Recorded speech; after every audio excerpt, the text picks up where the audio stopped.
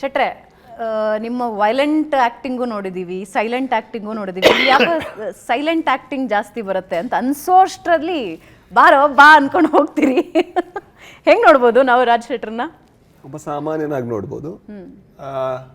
ಯಾರು ಕೂಡ ಅಂದ್ರೆ ಈಗ ಒಂದೇ ಪರ್ಸನ್ ಅಲ್ಲ, ಬೇರೆ ಬೇರೆ ಜನಗಳ ಜೊತೆ ನಾವು ಬೇರೆ ಬೇರೆ ವ್ಯಕ್ತಿಗಳಾಗ್ತೀವಿ. ಜೊತೆಗೆ ಬೇರೆ ಬೇರೆ ಸನ್ನಿವೇಶಗಳಲ್ಲಿ ನಮ್ಮನ್ನು ಪುಷ್ ಮಾಡಿದಾಗ ನಾವು ಬೇರೆ ವ್ಯಕ್ತಿಗಳಾಗ್ತೀವಿ.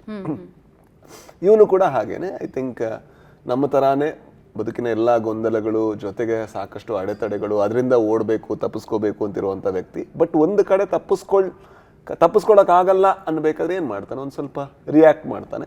ಮೇ ಬಿ ನಾರ್ಮಲಿ ಅವನು ನಮ್ಮ ತರಾನೇ ಒಬ್ಬ ಸಾಮಾನ್ಯ ಅಂತ ಅನ್ಸುತ್ತೆ. ಸರ್ ನಗ್ತಾ ಇದ್ದಾರೆ. ತುಂಬಾ ಅರ್ಥ ಮಾಡ್ಕೊಳ್ಳೋ ಟೈಮ್ ಕೊಡಬೇಕು ನನಗೆ. ಈಗ ಅದೇ ನಾನು ಫಸ್ಟ್ ಈಗ ಅನ್ಕೊಂಡು ಈಗ ಮುಂದೆ ಕೂರಿಸಿದ್ರಲ್ಲ, ಏನಾದ್ರು ಆನ್ಸರ್ ಮಾಡಿದ್ರೆ ಅವ್ರು ನಗ್ತಾರೆ, ನಾನು ಎಲ್ಲಿಗೆ ಓಡೋಗ್ಲಿ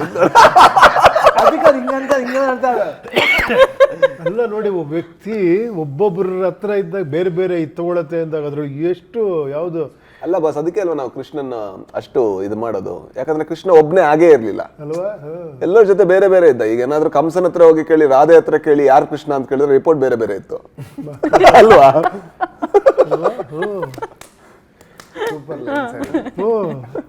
ಒಳ್ಳೆ ಲೈನ್. ಅಷ್ಟೇ. ಅಂದ್ರೆ ನಾನು ಇಲ್ಲಿ ಕೂತ್ಕೊಂಡು ನೋಡ್ಬೇಕಾದ್ರೆ ನನಗೆ ಇಲ್ಲಿ ಸೀಟ್ ಕೊಟ್ಟಿದ್ದು ಬಹಳ ಖುಷಿ. ಏನಂದ್ರೆ ನಾನು ಈಗ ಕೇಳ್ತೀನಿ ಎಲ್ಲಾ ಇಂಟರ್ವ್ಯೂ ಇದೆ, ನಾನು ಇವ್ರು ಮಾತಾಡ್ಬೇಕಾದ್ರೆ ಇವ್ರನ್ನೇ ನೋಡೋದು, ಅವ್ರು ಮಾತಾಡ್ಬೇಕಾದ್ರೆ ಅವ್ರನ್ನೇ. ನಾವಿಬ್ರು ನಿಮ್ಮನ್ನೇ ನೋಡ್ತಾ ಇದ್ದೀವಿ. ಆದ್ರೆ ನೀವು ನನ್ನನ್ನು ನೋಡ್ತಿದ್ರ, ನಾನ್ ನೋಡಿದ್ದೆ ಯಾರು? ನನ್ನ ಬಾಲ್ಯದಿಂದ ಯಾರನ್ನ ನೋಡಿದೀನಿ, ಇವ್ರ ಜೊತೆ ಕೂತಿದ್ದೀನಲ್ಲ ಅನ್ನೋ ಖುಷಿ ಇದೆಯಲ್ವಾ. ಬ್ಯಾಕ್ ಲೈಟ್ ಬೇರೆ ಬರ್ತಾ ಇದೆ ಅವರಿಗೆ, ಭಾರಿ ಖುಷಿ. ಈ ಆಂಗಲ್ ಇಂದ ಬ್ಯಾಕ್ ಲೈಟ್. ಇದುವರೆಗೂ ನೋಡಿದಿರೋ ಮಹರ್ಷಿ ನೋಡ್ತಾ ಇದೀವಲ್ಲ, ಇಷ್ಟು ವರ್ಷ ಎಲ್ಲಿದ್ರಿ ಇವರು ಅಂತ ಈ ತರ ಅನಲೈಸ್ ಮಾಡಿ ಈ ತರ ಡೈಲಾಗ್ ಹೇಳಿ ಕಾಲು ಹಿಡಿತಾ ಇರ್ತಾರೆ. ಗೊತ್ತಾಯ್ತು. ಇಲ್ಲ